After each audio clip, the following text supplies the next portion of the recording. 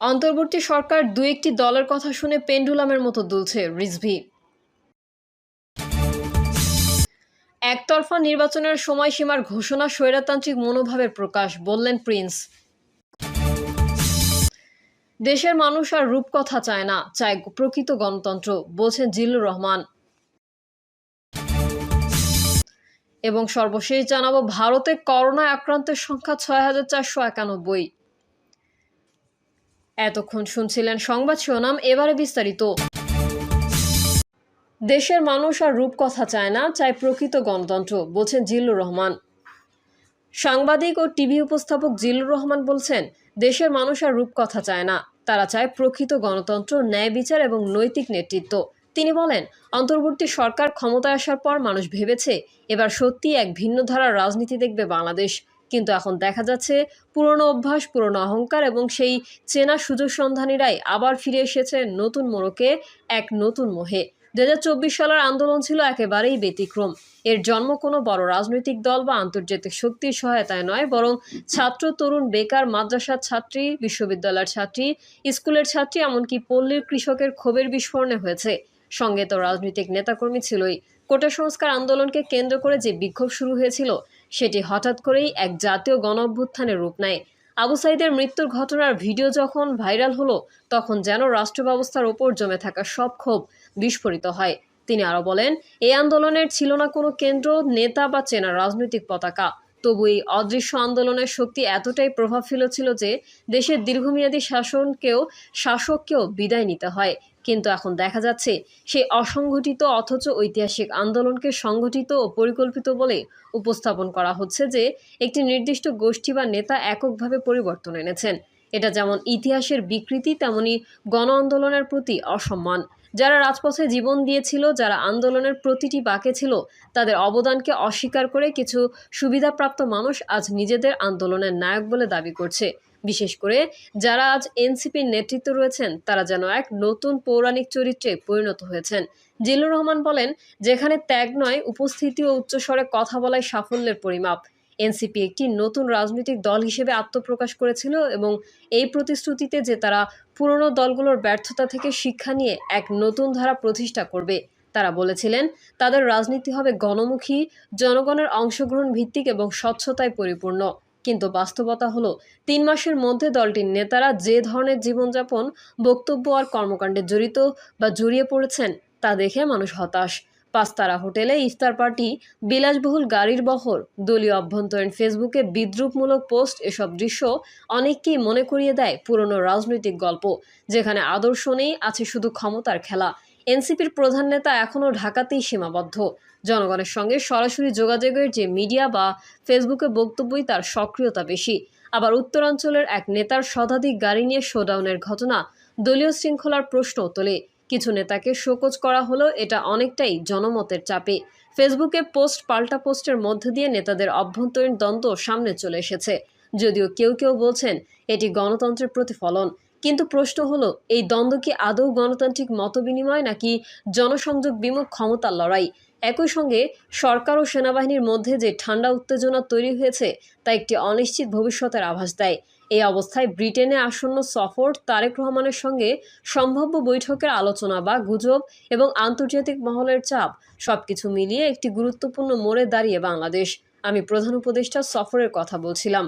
কিন্তু এমন গুরুত্বপূর্ণ সময়ে যদি এনসিপির নেতৃত্বে প্রশ্ন এড়িয়ে যায়, জনগণের স্বার্থকে পেছনে ফেলে দলীয় সুবিধা বেছে নেয়, তাহলে এই দলও শেষ পর্যন্ত সেই পুরনো রাজনীতিরই অংশ হয়ে থাকবে।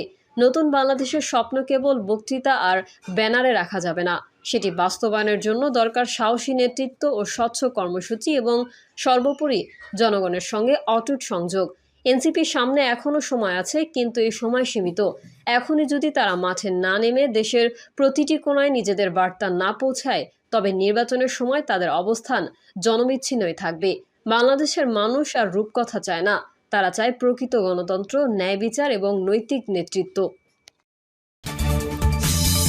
ভারতে করোনায় আক্রান্তের সংখ্যা ৬,৪৯১। ভারতে নতুন করে গত ২৪ ঘন্টায় আরও ৩৫৮ জন প্রাণঘাতী করোনা ভাইরাসে আক্রান্ত হয়েছেন। এতে করে দেশটিতে সক্রিয় আক্রান্তের সংখ্যা ৬,৪৯১ জন পৌঁছেছে। গতকাল সর্বোচ্চ 158 জন আক্রান্তের রেকর্ড করা হয়েছে গুজরাটে। অপরদিকে কর্ণাটকে 57, পশ্চিমবঙ্গে 54, দিল্লিতে 42 এবং তামিলনাড়ুতে 25 জন আক্রান্ত হয়েছেন। সোমবার ভারতের স্বাস্থ্য মন্ত্রণালয়ের তথ্য অনুযায়ী এখন সবচেয়ে বেশি সংক্রমণ দেখা যাচ্ছে কেরালায়। সেখানে বর্তমান সক্রিয় আক্রান্তের সংখ্যা 1957 জন। অপরদিকে গুজরাটে এই সংখ্যা 980 জন, পশ্চিমবঙ্গে 747 জন, দিল্লিতে 728 জন, কর্ণাটকে 423 জন এবং মহারাষ্ট্রে 601 জন। করোনার সংক্রমণ বাড়ায় ভারতে বিভিন্ন পদক্ষেপ নেওয়া হচ্ছে। এখন থেকেই হাসপাতালগুলো প্রস্তুতি নিচ্ছে। পরিস্থিতি খারাপ হলে কি করা হবে তারও মহড়া দেওয়া হচ্ছে। তবে এখন পর্যন্ত যারা করোনায় আক্রান্ত হয়েছেন তারা কতটা অসুস্থ হননি,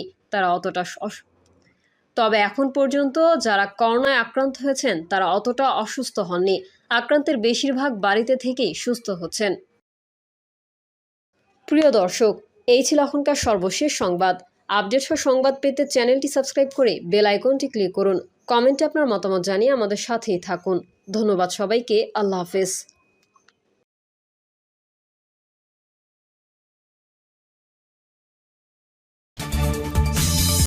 অন্তর্বর্তী সরকার দু একটি দলের কথা শুনে পেন্ডুলামের মতো দুলছে রিজভী। বিএনপির সিনিয়র যুগ্ম মহাসচিব রুহুল কবির রিজভী বলেছেন, যে কোনো ইস্যুতে ধর্ম ও শহীদদের টেনে এনে দুই একটি রাজনৈতিক দল সরকারের উপর প্রভাব বিস্তার করছে। সুনির্দিষ্ট এজেন্ডা বাস্তবায়ন করতে দু একটি রাজনৈতিক দল শহীদদের রক্ত ধর্মকে টেনে নিয়ে আসে। অন্তর্বর্তী সরকার দুই একটি রাজনৈতিক দলের কথা শুনে পেন্ডুলামের মতো দুলছে। ডিসেম্বর নির্বাচনের উপযুক্ত সময় বলে মন্তব্য করে বিএনপির মুখপাত্র বলেন, কোনো এক রাজনৈতিক দলের নেতা বলছেন, শহীদদের মর্যাদা ক্ষুণ্ণ হয় এমন কাজ করা যাবে না।